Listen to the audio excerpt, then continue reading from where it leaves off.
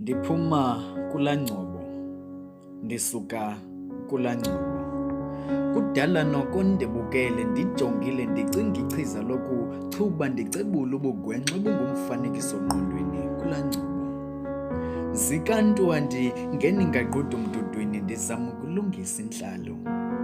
Ndisuka kulaa ndawo idyojwa ngezinto ezitenxileyo nditsho nangabo abasenyongweni abahlobo. Ngehlobo nangendlela abahlasela ngayo behluthula iintliziyo zabaninzi, behleka beyithulula ungafunga uthi inkonjane liphangele ihlobo. Khumbulani kaloku bantakwethu ukuba akho ntsimi ingenamdlungu, nakule yakho indawo sikhona isibhuxa. INgcobo yindawo esinika ugcobo, inkuthazo kwanemfundiso esuka kootatomkhulu besinika ulwazi besixhobisa ngamabali emveli. Yeka uhamba ubhibhidla amazinyo ubhuda ngoba wenza bokuzalwa basengela eselweni.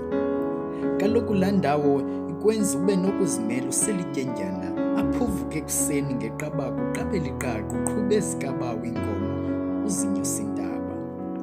Emva kokuba uqale ngothatha ithunga wasinga ebuhlanti uyokusenga.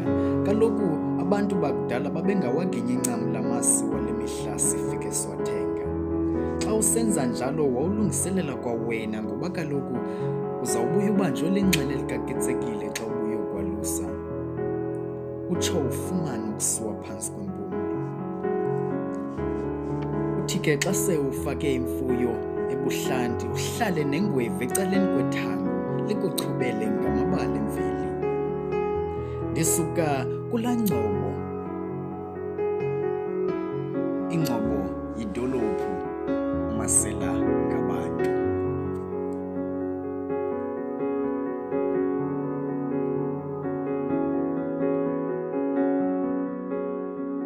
Ndiphuma kulaNgcobo.